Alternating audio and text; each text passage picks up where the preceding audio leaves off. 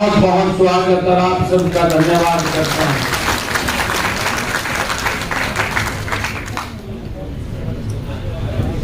भाइयों, राजेंद्र देशुजोधा जी मेरे प्राण मित्र रहे और बीच बीच में मिलते भी थे। जब मैं पार्टी का अध्यक्ष बना था तो मैंने इनसे संपर्क किया। मैंने कहा कि आज देश नरेंद्र मोदी जी के नेतृत्व में गति से आगे बढ़ रहा है। आप राष्ट्रीय विचारधारा के साथ आज आप इस देश को प्रेम करने वाले हैं और मेरा आपसे आग्रह है कि आप भारतीय जनता पार्टी में अपने साथियों के साथ मजबूत करने के लिए मोदी जी को आप साथ आए। तो इन्होंने निर्णय किया। आज मुझे ये खुशी है कि आज पूरी टीम के साथ राजेंद्र देशुजोधा जी ने नरेंद्र मोदी जी को और मजबूत करने का ये निर्णय लिया है।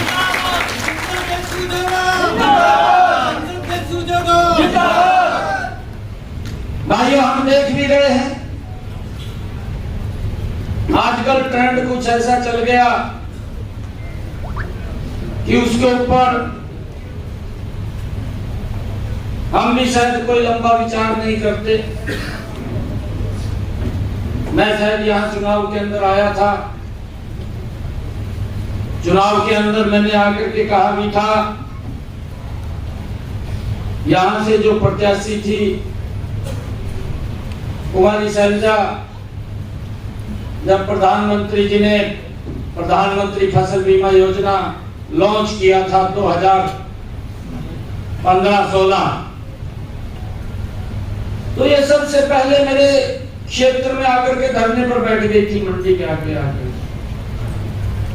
मैंने तो वहां पर कहा भी था, ये लोगों को गुमराह कर रहे हैं, झूठ बोल रहे हैं।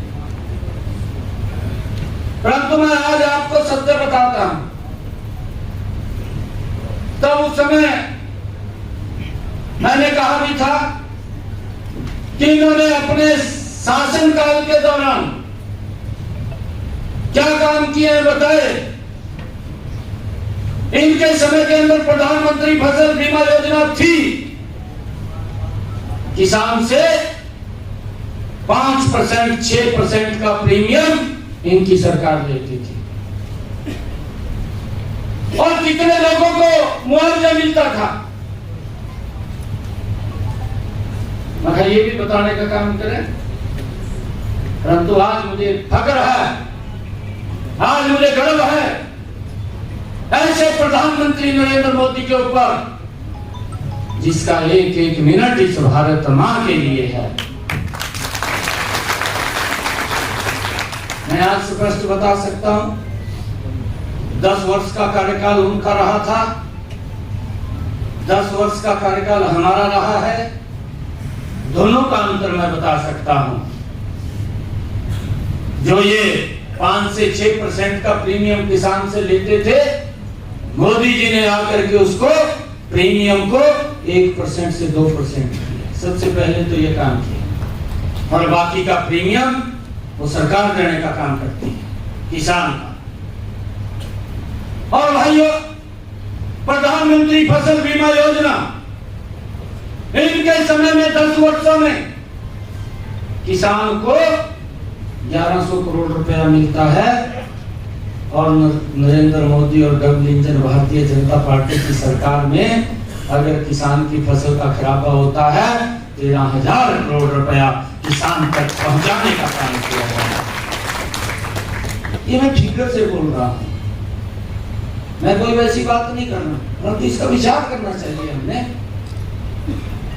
झूठ बोल देते हैं, किताब उठा ली, किताब उठा करके उसके अंदर ये भी नहीं ध्यान में है कि इसके अंदर पन्ने कितने हैं, वो पढ़े कितने हैं हमने। अरे उस पवित्र संविधान को कौन छेड़छाड़ कर सकता है? कोई छेड़छाड़ नहीं कर सकता।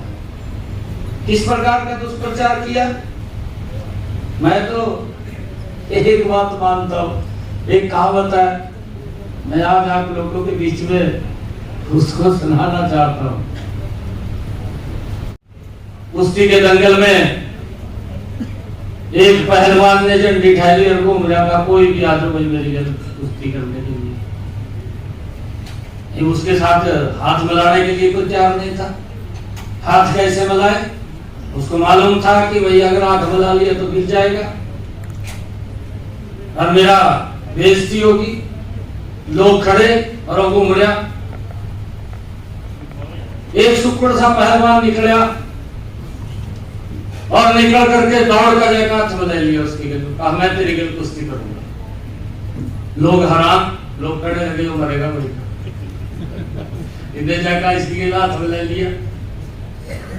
लोग देखा वो थोड़ी और जब हाथ मिलाने गया उसकी कान में करने लगा, कहा भाई जितने पैसे मनु मिलांगे ना उतने पैसे और जोड़ का मैं आपको दे दूंगा। पुट्टा तला गिरती है।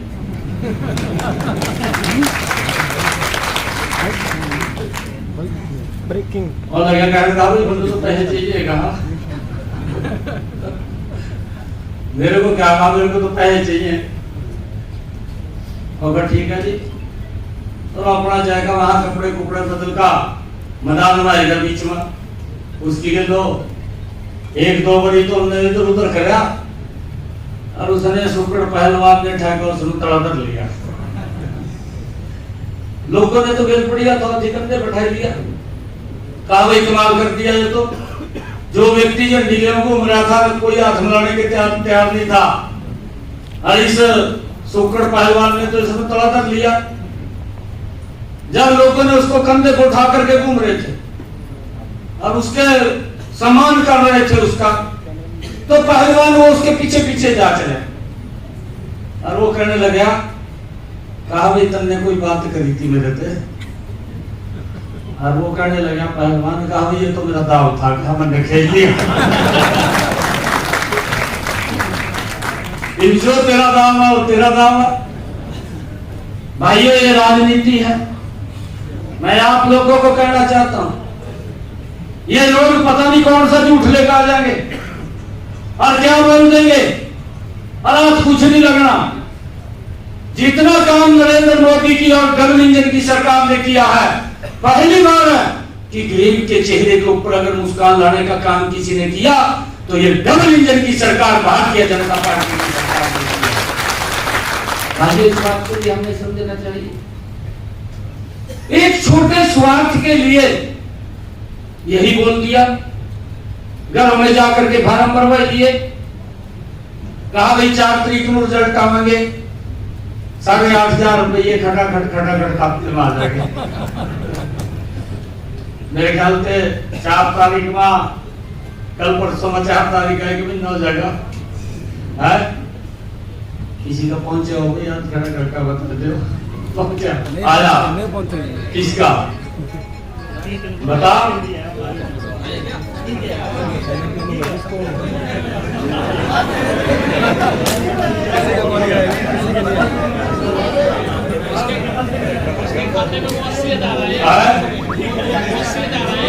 खाते के अंदर प्रधानमंत्री किसान सम्मान निधि वो चली जाएगी, ये साइन किए। दूसरा साइन क्या किया? दूसरा साइन नरेंद्र मोदी जी ने वो किए कि हमने पिछले 10 वर्षों के अंदर गरीब लोगों को 4.5 करोड़ मकान बना करके चाबियां सौंपने का काम किया था और अब हमारी सरकार इस 5 साल के अंदर 3 करोड़ और नए मकान बना करके उनको चाबियां सौंपने का काम। ये साइन नरेंद्र मोदी ने किए हैं। भाइयों कांग्रेस तो ब्लैंक चेक है, खाली चेक वो भी हो जाता है, क्या बोलते हैं उसको, बाउंस हो जाता है। कांग्रेस पार्टी बाउंस चेक देती है, नरेंद्र मोदी भाई ये सम्मान का चेक देता है जो व्यक्ति के सम्मान को बढ़ाने का काम करता है। अब मैं आपको पूछना चाहता हूं, मैं तो सांसद में भी रहा हूं, मेरे हल्के में जाकर पूछ लो, एक भी गांव ऐसा नहीं है जिसके अंदर मैं गया हूं मुझे 2 चक्कर 3 चक्कर न लगे हो। हर गांव के अंदर गए हैं, मिल भी लियो भाई, मिल लियो, मैं कुछ कह रहा हूं है, मिल भी लियो, तो कोई काम को उसने बताई दियो।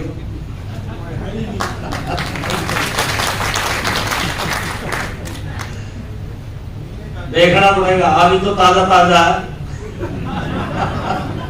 अभी तो मैं कुछ कहता नहीं, ताजा ताजा है, पर बात नहीं आना चाहिए। भाइयों, आज देशू जोधा जी ने जो निर्णय किया है नरेंद्र मोदी जी को मजबूत करने का, और मैं आपको बताना चाहता हूं 12 तारीख को मैंने शर्त लिया था हरियाणा प्रदेश के अंदर, और 13 तारीख को शाम को कोड ऑफ कंडक्ट लग गया था। 6 जून को कोड ऑफ कंडक्ट हटा और अभी मात्र 28-29 दिन का मेरा कार्यकाल हुआ है। नरेंद्र मोदी जी के आशीर्वाद से इन 28-29 दिनों का मेरा काम, मैं एक काम आपको बता सकता हूं। मैंने सबसे पहले निर्णय यह किया कि जो कांग्रेस पार्टी ने भूपेंद्र सिंह हुड्डा ने जो लोगों को सजाबाग दिखा दिए थे कि भाई 100 गज के प्लाट देंगे, लोग चक्कर काट रहे थे, ना कागज थे ना कब्जा था, लोग घूम रहे थे। मैंने अधिकारियों को कहा, मैंने डेट दे दी, सोनीपत के अंदर जाकर के पहला कार्यक्रम मैंने किया, और मैंने उसमें ये निर्णय किया, अधिकारियों को कहा कि हमने उनको कागज भी देने हैं, उनको कब्जा भी देना है, 100 गज के प्लाट देने का काम ये हमने उसके अंदर किया।